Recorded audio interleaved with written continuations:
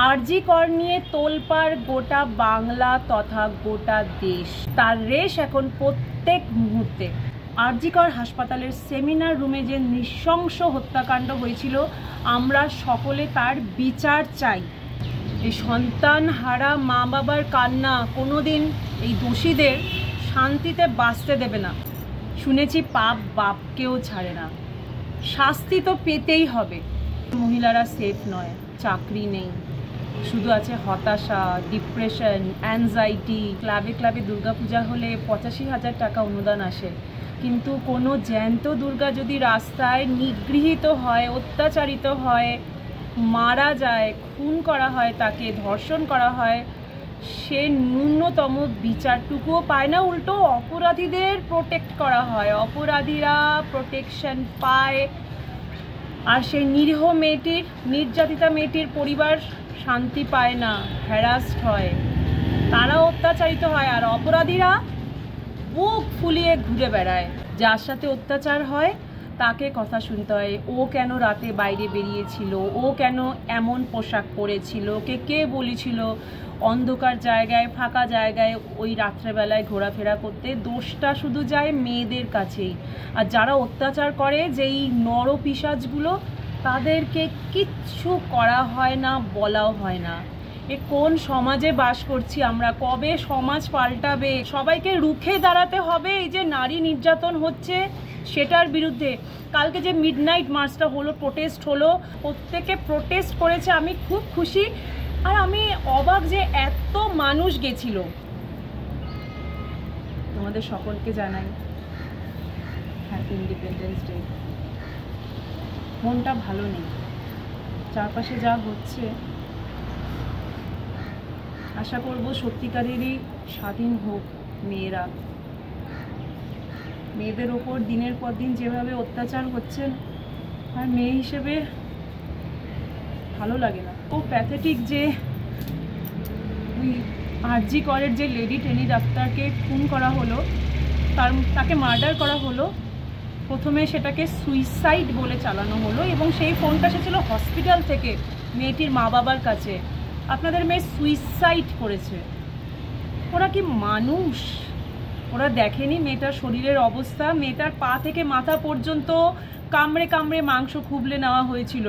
পা ছিল রাইট অ্যাঙ্গেলে, চোখ দিয়ে রক্ত ঝরছিল, মুখ দিয়ে রক্ত ঝরছিল, মুখ নাক ফেটে গেছিল, গলার হাড় ভেঙে গেছিল, পা ভেঙে গেছিল।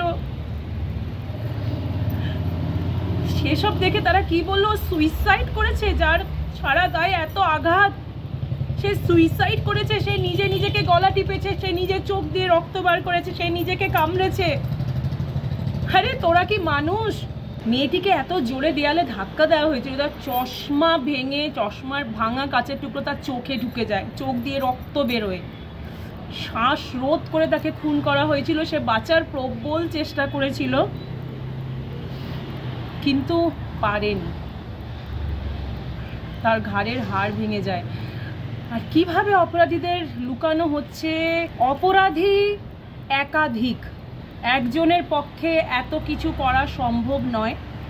কিন্তু কোথায় যেন আমি একটা দেখলাম যে স্কেপগোটের নাম পাল্টায়, ধনঞ্জয় থেকে সঞ্জয়, কিন্তু এই হেতাল বা মৌমিতাদের ভাগ্য বদলানো যায় না। কলকাতার মতন শহর, আরজি কর মেডিকেল হসপিটাল, এত নামি একটা সরকারি গভর্নমেন্ট রান হসপিটাল, সেখানেও একজন অন ডিউটি ডক্টর যদি এভাবে খুন করা হয় তাকে, তাহলে সাধারণ মেয়েদের নিরাপত্তা কোথায়? কাল গোটা রাজ্য জুড়ে, গোটা কলকাতা শহর জুড়ে, এমনকি বিদেশেও তিলোত্তমার জন্য উই ওয়ান্ট জাস্টিস চাওয়া হয়েছে। রাস্তায় প্রচুর মানুষের জনসমাগম হয়েছে, প্রত্যেকে চায় জাস্টিস, ন্যায় বিচার চায়। কেন সাধারণ নিরীহ মেয়েদের প্রাণ এভাবে যাবে? কেন তাদের এভাবে ধর্ষণ করা হবে? কবে বিচার পাবো আমরা সাধারণ মানুষরা? কবে বিচার পাবো? সকলে জেগে ওঠো, জেগে ওঠো, এই অন্যায়ের বিরুদ্ধে গর্জে ওঠো, প্রতিবাদ করো, যাতে ভবিষ্যতে আর কোনো মহিলাকে এভাবে নিগৃহীত না হতে হয়। শক্ত হও, লড়াই করো, তবেই বুঝবে যে তোমরা সত্যিকারের স্বাধীন হয়েছো।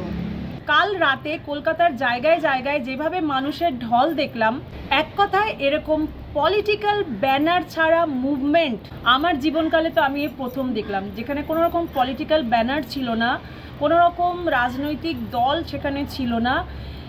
সাধারণ মানুষদের এই যে মুভমেন্ট, একটা যে অন্যায়ের বিরুদ্ধে বিচার চাই, অভয়ার জন্য, তিলোত্তমার জন্য, এক কথায় অভূতপূর্ব। Salute, I salute to them. কত রাতে হাজার হাজার মেয়ে, মা মেয়ে, বাবা মা মেয়ে, ভাই বোন, একাকী মেয়ে এবং অজস্র পুরুষ যেভাবে রাস্তায় নেমে প্রতিবাদ করেছেন তার সাক্ষী হলাম। তবে হ্যাঁ, গতকাল রাত ছিল 14ই আগস্ট, আজ 15ই আগস্ট। আজ এই 15ই আগস্টের ছুটি না থাকলে এত মানুষের উপস্থিতি থাকতো কিনা সেটা যথেষ্ট ডিবেটেবল, তর্কযোগ্য বর্তমান পরিস্থিতিতে। এই বিশাল মুভমেন্টের পর কিছু হবে কিনা, বা মেয়েরা এরপর থেকে রাত্রেবেলায় নিরাপদ থাকবে কিনা রাস্তাঘাটে, সেটা সময়ই বলবে। এই প্রতিবাদ কিন্তু সাধারণ মানুষের স্পন্টেনিয়াস ইমোশন থেকেই ছিল। এখানে কোনো রকম রাজনৈতিক স্বার্থ ছিল না, নিজস্ব কোনো স্বার্থ ছিল না, ছিল বিবেকের ডাক। বিবেকের ডাকেই কিন্তু সবাই হাজির হয়েছিল, প্রতিবাদে গর্জে উঠেছিল অভয়ার বিচারের জন্য, তিলোত্তমার বিচারের জন্য, তথা সমস্ত নারীর নিরাপত্তার জন্য। আই হোপ বাংলা তথা ভারত আবার জগৎ সভায় শ্রেষ্ঠ আসন লবে। যুগ পাল্টাবে, সময় পাল্টাবে, মেয়েদের ওপর এরকম বর্বরচিত অত্যাচার বন্ধ হবে, মেয়েরা রুখে দাঁড়াবে, নারী পুরুষ নির্বিশেষে সকলেই অন্যায়ের বিরুদ্ধে গর্জে উঠুক, প্রতিবাদ করুক।